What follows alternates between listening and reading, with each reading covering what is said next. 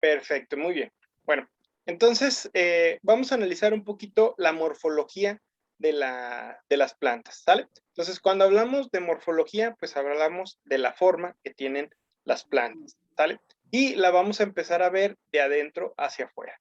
Lo primero que hay que analizar para poder comprender la morfología de las plantas es, pues, obviamente, el tipo de células de las cuales están compuestos las diferentes formas y tejidos que presentan las plantas, ¿no?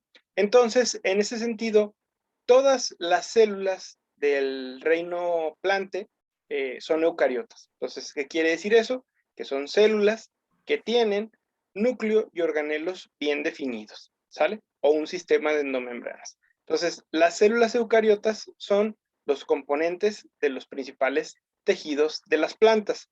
¿Cuáles son estos tejidos? Bueno, los tejidos vegetales se subdividen a su vez en tres grandes grupos: el tejido de sostén, el tejido vascular y el tejido de protección.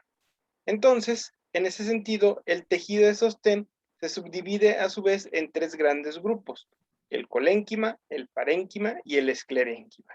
Y van en ese orden: este es más blando, este es más duro, y el esclerénquima es el que es el más duro de los tres, ¿sale? Por otra parte, tenemos el tejido vascular. El tejido vascular es el que compone los haces vasculares. ¿Cuáles son los haces vasculares? El xilema y el floema, que se encargan del transporte de los líquidos y fluidos a través del cuerpo de la planta.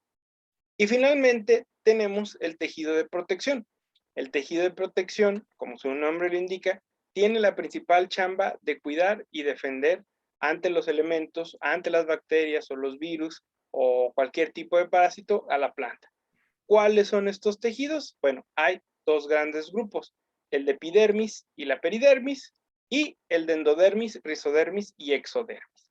Entonces, si yo hago un corte transversal de una planta, sobre todo una planta delgada, vamos a ver que esto en particular es un corte histológico de una raíz.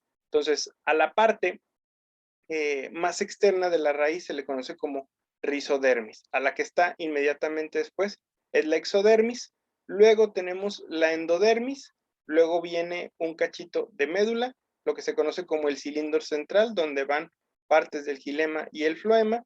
Y aquí, por ejemplo, hay células taníferas que cumplen la función de la producción de los taninos.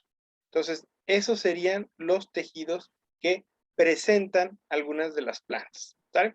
Luego los vamos a ver con mayor detenimiento y seguramente por ahí en sus exposiciones nos dirán algunos de sus compañeros cuáles o cómo son los tipos de tejidos que tiene una angiosperma, que tiene una gimnosperma, que tiene una talofita o que tiene una cormofita. Entonces, por eso estamos viendo esta pequeña información para que ustedes se vayan guiando, se vayan inspirando, vayan conociendo la morfología celular y macroscópica que tienen las plantas para que lo apliquen, o más bien para que lo investiguen para su próxima ponencia. Entonces, la mayoría de las plantas también tienen una serie de órganos. Entonces, dentro de los órganos más importantes que tenemos, no son los únicos, obviamente, son los órganos reproductores. Entonces, los órganos reproductores se subdividen a su vez en dos grupos: el masculino y el femenino. Entonces, vámonos de arriba para abajo. El órgano reproductor femenino recibe el nombre de gineceo. Y dentro del gineceo se encuentra el estigma, el estilo y el ovario. Y adentro de los ovarios se encuentran los óvulos, que son las células femeninas que van a ser fecundadas para dar origen al fruto. En ese sentido, también tenemos el órgano reproductor masculino, que se le conoce también como androceo.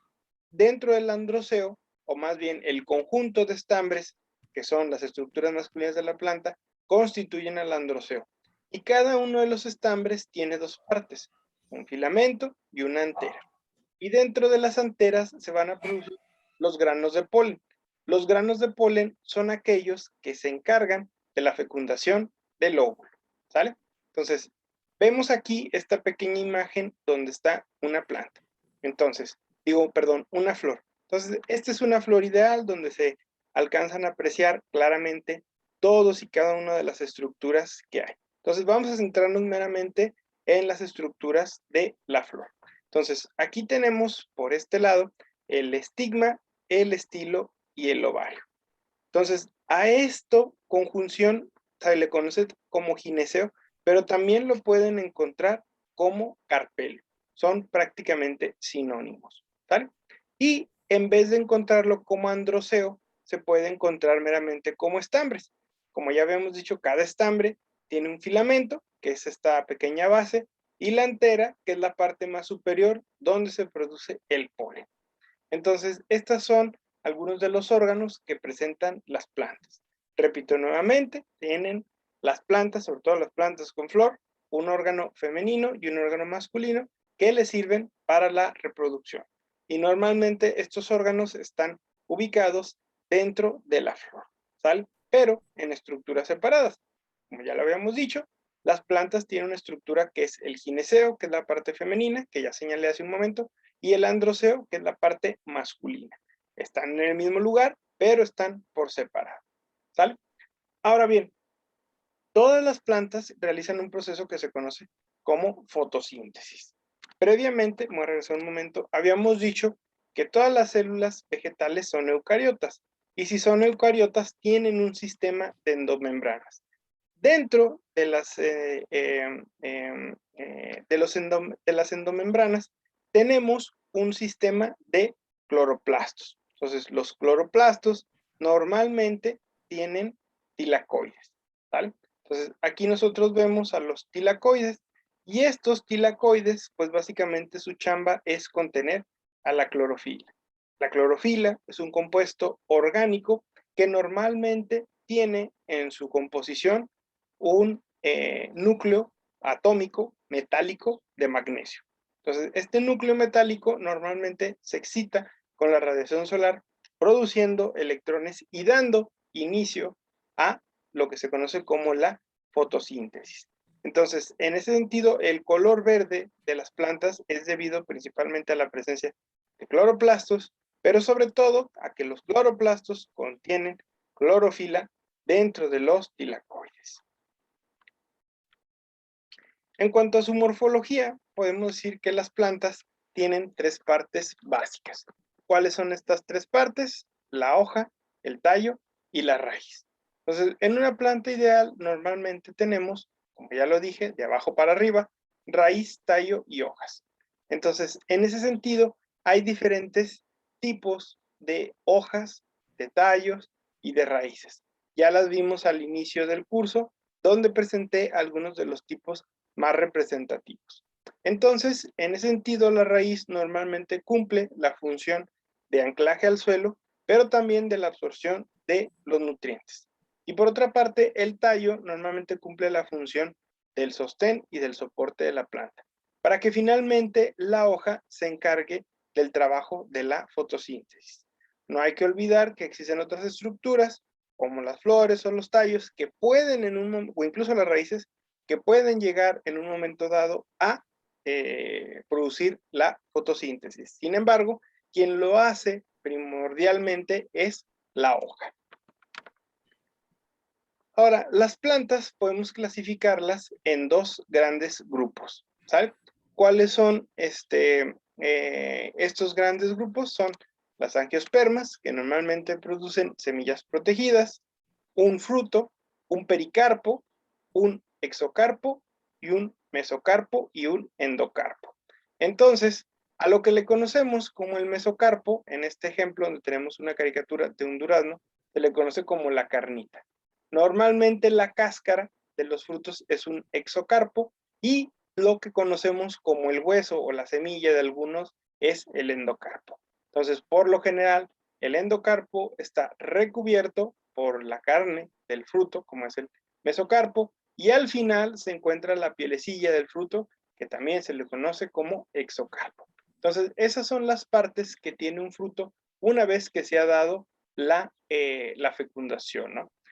Por otra parte, las gimnospermas producen semillas sin protección, es decir, no producen frutos. Las semillas se forman directamente en las flores y las flores de este tipo tienen diferentes nombres. Las que son apétalas, es decir, que no tienen pétalos bien definidos, las que son dialipétalas, que normalmente tienen un eje, vamos a decirlo, vertical u horizontal, donde se pueden apreciar una simetría bilateral respecto al número de pétalos, y finalmente la simpétala, donde sí se pueden observar pétalos, pero estos no corresponden a una simetría bilateral o de otro tipo. A veces se le conoce a las simpétalas como flores de simetría radial. Ahora, dentro de la clasificación de las plantas tenemos al grupo de las pteridofitas. Ya habíamos hablado un poquito de ellos, analizando su ciclo de vida. Las pteridofitas son principalmente los helechos. Y los helechos tienen tres fenómenos pues bastante curiosillos. ¿Cuáles son esos? La alternancia de generaciones, la estela y su sistema vascular. Podemos decir que ya son plantas relativamente modernas, aunque sus ancestros son bastante ancestrales, valga la redundancia, y el sistema vascular va a estar compuesto de xilema y floema. Su estela, que es la parte que nosotros podemos apreciar, tiene raíz y tallo, y normalmente presentan un fenómeno de alternancia de generaciones, ¿no? Un gametofito N y un esporofito 2N. Entonces, esto también, a los esporofitos 2N se dice que producen esporas heterospóricas. ¿Qué quiere decir eso? Que esas esporas son diferentes en cuanto a forma y tamaño. ¿Por qué? Porque se ha visto que en el caso particular de los helechos, las esporas masculinas son más chicas y más móviles, y forzosamente requieren de un medio húmedo para su desplazamiento, ¿no? Por otra parte, la célula vegetal femenina, que son los óvulos, que tienen, pues nada, que son un poquito más grandes y normalmente no presentan movilidad. También dentro de las plantas tenemos a las briófitas. Dentro de las briófitas tenemos al grupo de los hidroides, los leptoides y los esteroides. ¿Vale? En cuanto a su reproducción, hay de dos tipos, sexual y asexual. En cuanto a la sexual, pues es básicamente muy familiar a la que acabo de escribir hace un momento, con la diferencia en que cambian los nombres de las estructuras reproductivas, arquegonios para la parte femenina y anterozoides para la parte masculina, ¿no? Quienes se reproducen de forma sexual normalmente son los musgos y hepáticas, que se reproducen a través de la fragmentación o del esqueje. ¿Qué quiere decir esto? Que se requiere ya sea una fuerza mecánica o un esparcimiento de la planta para que ésta siga creciendo y reproduciéndose, ¿no? Sin embargo, como ya habíamos dicho, la reproducción asexual es una estrategia algo primitiva que evita la biodiversidad de genes. Por otra parte, sabemos que dentro de las briófitas también se da la alternancia de generaciones, ¿no? Donde hay un gametofito y un esporofito. Los esporofitos normalmente tienen un pie, una seta y una cápsula, y últimamente tienen los esporangios que se encargan de producir las esporas necesarias para la reproducción. Y tan. Entonces, eso es básicamente lo que corresponde a la introducción de la unidad número 3.